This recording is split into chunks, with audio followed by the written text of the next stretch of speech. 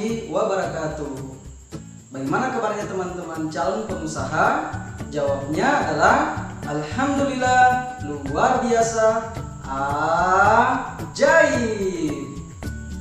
Nah teman-teman, bertemu lagi dengan Yanda Fadli dalam video pembelajaran hari ini. Hari ini teman-teman akan belajar pelajaran sejarah kebudayaan Islam dengan tema peristiwa Fathu Makkah. Di video sebelumnya teman-teman kita sudah mempelajari tentang perang Mu'tah dan peristiwa Fathu Makkah, atau juga yang disebut dengan penaklukan kota Mekah.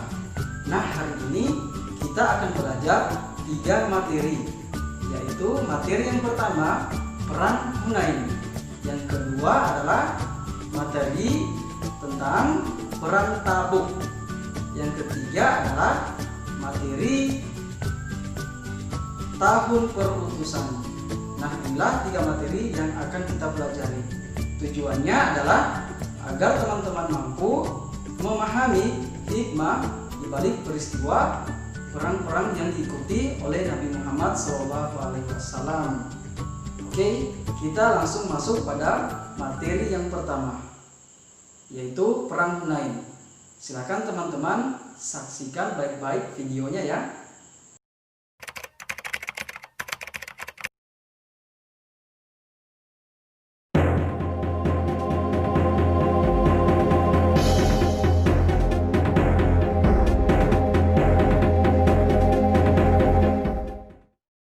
Perang Hunain. Dalam keremangan pagi hari, 12.000 pasukan muslim yang berada di lembah Hunain mendapatkan sebuah kejutan. Serangan tak terduga tersebut membuat pasukan muslim di barisan depan tercerai-berai. Mereka berlarian menyelamatkan diri dari hujan batu dan anak panah. 15 hari sebelumnya, 10.000 pasukan muslim memasuki Mekah tanpa pertumpahan darah.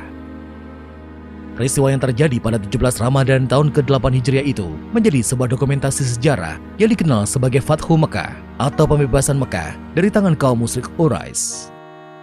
Tanpa pertumpahan darah, perusakan bangunan serta jaminan keselamatan dari Nabi Muhammad membuat suku Quraisy akhirnya berbondong-bondong memeluk Islam, termasuk Abu Sufyan, pemimpin mereka. Namun, Fathu Mekah bukan akhir dari peperangan yang harus dihadapi Nabi Muhammad dan para sahabatnya. Suku-suku Badu yang bermukim di pegunungan sekitar Mekah mempersiapkan perang melawan pasukan muslim. Dipelopori oleh suku Hawazin dan Thaqif, Malik bin Auf An-Nasri berhasil menyatukan suku-suku yang bermukim di pegunungan sekitar Mekah. Hanya suku Ka'ab dan Kilab yang menolak bergabung. Suku-suku tersebut tidak percaya bahwa Mekah akan jatuh dengan mudah ke tangan pasukan muslim. Dengan kekhawatiran akan mendapatkan serangan dari pasukan muslim, mereka pun menghimpun kekuatan. Suku Hawazin, Thaqif, Nash, Dusham, dan Bani Hilal yang telah membentuk persekutuan bukan hanya khawatir akan serangan pasukan muslim, tetapi juga didera rasa dengki atas jatuhnya Mekah, simbol agama sekaligus perdagangan di Jazirah Arab. Melihat suku Quraisy yang berbalik mendukung Nabi Muhammad, Malik bin Auf terus memperkuat persekutuan. Mereka berandai jika mereka mampu mengalahkan pasukan muslim, maka Mekah akan menjadi milik mereka. Persekutuan mereka akan menjadi pasukan terkuat di Jazirah Arabia. Pasukan persekutuan tersebut bukan hanya terdiri dari laki-laki yang sanggup berperang, tetapi juga menyertakan para wanita, anak-anak, serta mereka yang telah jompo. Malik bin Auf, pemimpin persekutuan Badui tersebut, beranggapan bahwa pasukannya akan bertempur habis-habisan dan tidak desersi karena melindungi semua yang mereka miliki. Dalam suatu riwayat, pasukan persekutuan suku-suku Badui beserta para wanita dan anak-anak berjumlah hingga 20.000 orang. Mereka kemudian diberangkatkan ke sebuah tempat yang bernama Al-Tos di dekat Hunain antara Mekah dan Taif.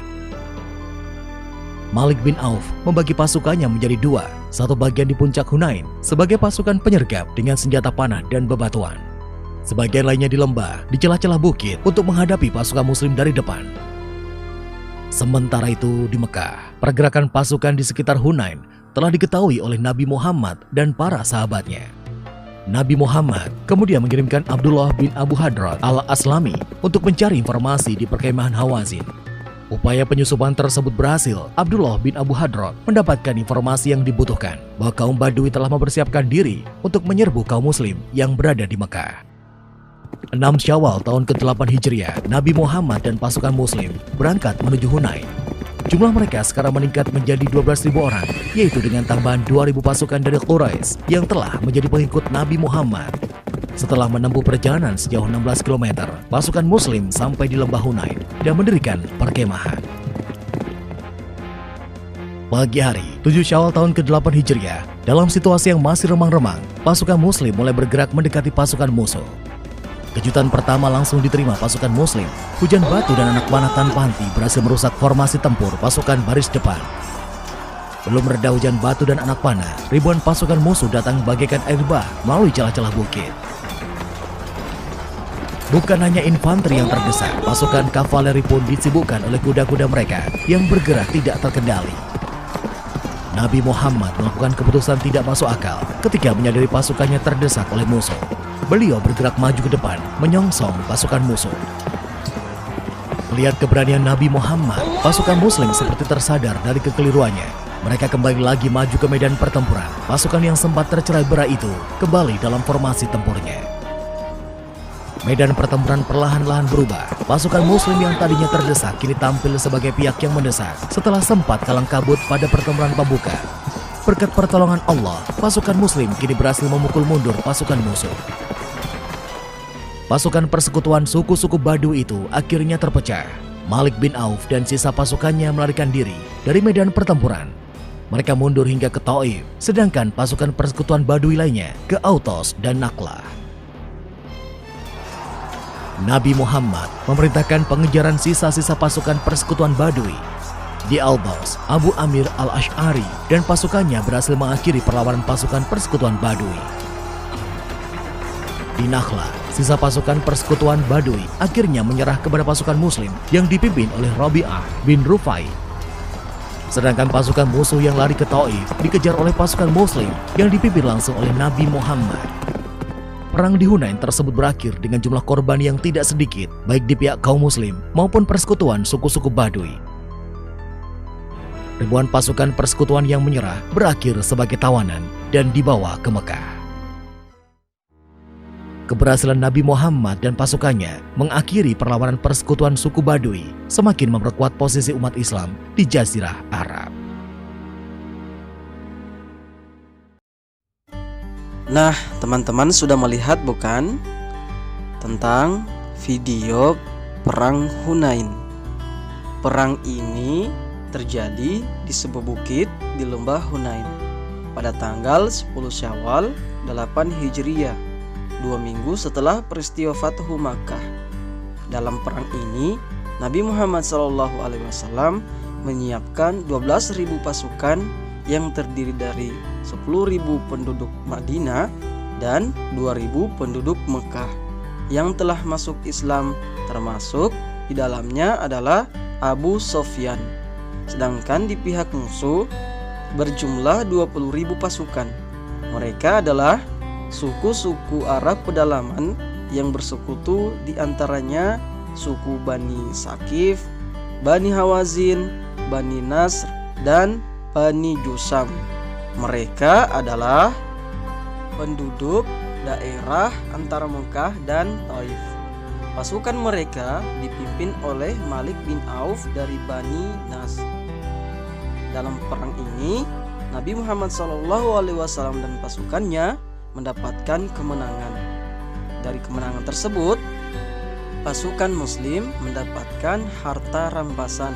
Di antaranya adalah 22.000 onta, 40.000 kambing, 4.000 perak, dan 6.000 tawanan. Selanjutnya, kita masuk pada materi yang kedua, yaitu tentang Perang Tabuk.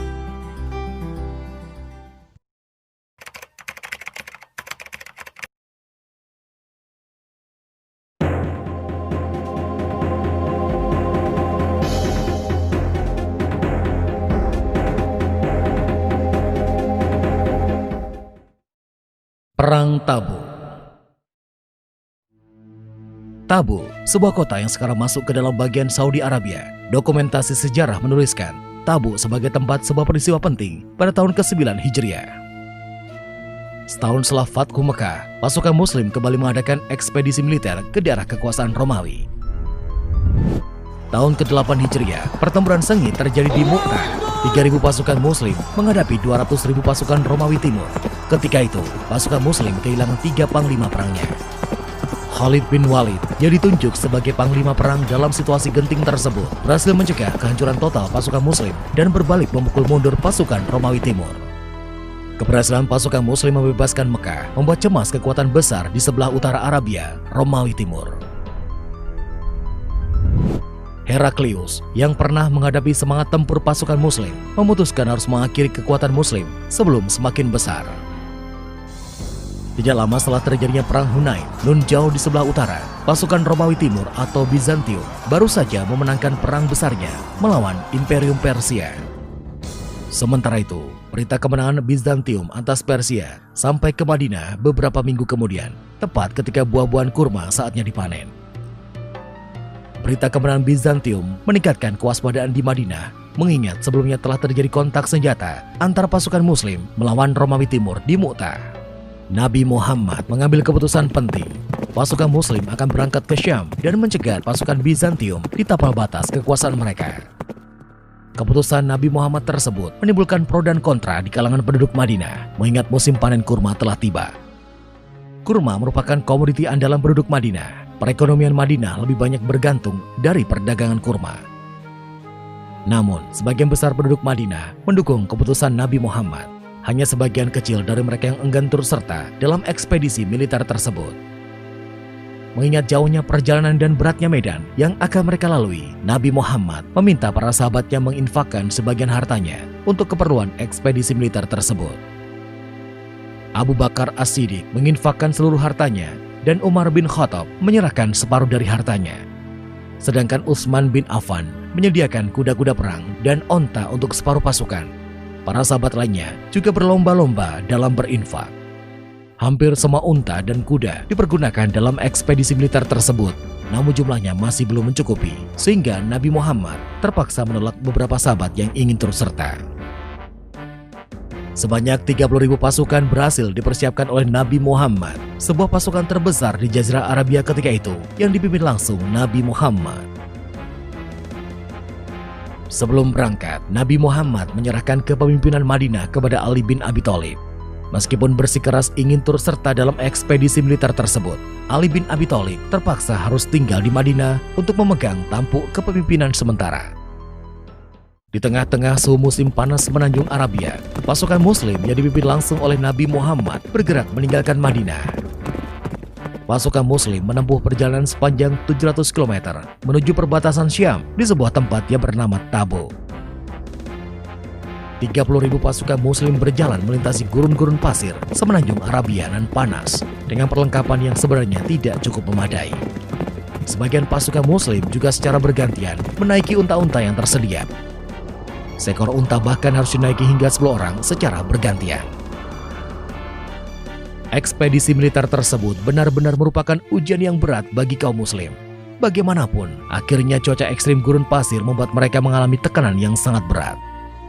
Suhu panas yang semakin mendera memaksa beberapa ekor unta harus disembelih untuk makanan dan diambil airnya. Dalam perjalanan, pasukan Muslim bertemu dengan beberapa kabilah Arab.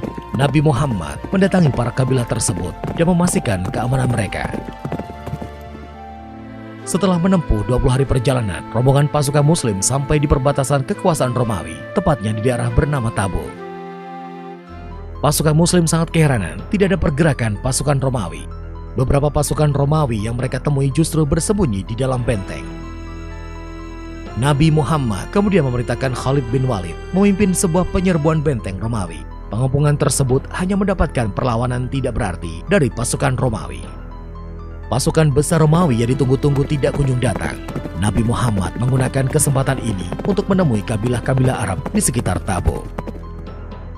Nabi Muhammad menggunakan pendekatan diplomasi kepada kabilah-kabilah Arab tersebut. Upaya diplomasi ini berhasil membuat kabilah-kabilah Arab di sekitar Tabuk mengakui kepemimpinan Nabi Muhammad. Pasukan Romawi yang mendengar kedatangan 30.000 pasukan Muslim di bawah pimpinan Nabi Muhammad memilih mundur. Hal ini memberikan kekuatan moral yang luar biasa bagi pasukan Muslim. Setelah 20 hari berkemah di Tabuk, pasukan Muslim memutuskan kembali ke Madinah. Kemenangan tanpa perang, inilah hal yang sangat pantas diberikan kepada pasukan Muslim dalam ekspedisi militer di Tabuk. Setelah berhasil mengukuhkan pengaruhnya di Jazirah Arabia, kini pengaruh Nabi Muhammad telah berhasil menembus kekuasaan besar imperium tua di sekitar mereka. Hanya tinggal masalah waktu, penguasaan secara politik akan menembus batas-batas imperium di luar Jazirah Arabia.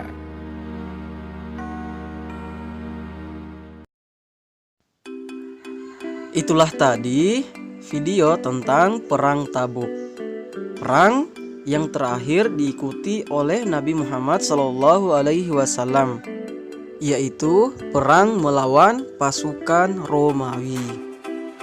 Pada perang ini, Nabi Muhammad SAW berhasil mengumpulkan 3.000 pasukan. Namun, pada perang ini ada beberapa orang sahabat yang tidak mengikuti perang tanpa alasan yang jelas. Di antaranya Ka'ab bin Malik, Mahara bin Rabi, dan Hilal bin Umayyah. Hal ini menyebabkan Allah menurunkan firman-Nya, yaitu surah At-Taubah ayat 117 sampai 118. Perang ini dimenangkan oleh pasukan Muslim tanpa perlawanan dari pasukan Romawi. Tentara Romawi menarik diri karena melihat besarnya pasukan Muslim. Selanjutnya, materi ketiga yaitu tentang tahun perutusan.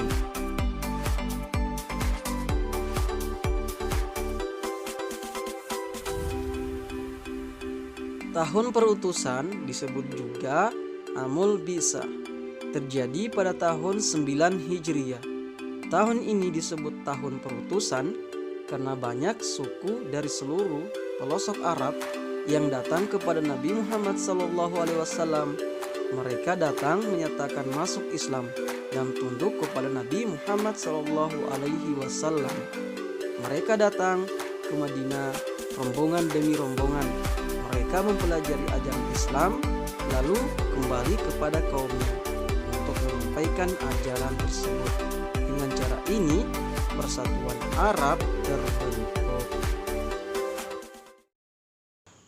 Nah, demikianlah tadi penjelasan tentang Perang Hunain, Perang Tabuk, dan tahun perutusan. Alhamdulillah, Allah telah memberikan kesehatan kepada teman-teman. Allahur Rahman yang Maha Pengasih. Jika nanti teman-teman menjadi seorang pengusaha, jadilah pengusaha yang tekun, jujur, amanah, dan bertanggung jawab sebagaimana Nabi kita Muhammad SAW. Jika teman-teman menjadi pengusaha yang jujur, Allah akan sayang kepada teman-teman dan akan memberikan rezeki yang berlimpah dan berkah. Oke, untuk tugasnya silakan teman-teman kerjakan latihan soal halaman 66 nomor 10 sampai nomor 20. Jika ada yang teman-teman kurang pahami, silakan teman-teman ketik di kolom komentar di bawah ini atau langsung japri ke Yanda Fadli atau ke Bunda Mita. Oke, cukup sekian video pembelajaran hari ini. Yanda ucapkan terima kasih kepada teman-teman semua yang sudah begitu bersemangat mengikuti pelajaran hari ini. Cukup sekian dari Yanda. Wallahu musta'an. Assalamualaikum warahmatullahi wabarakatuh.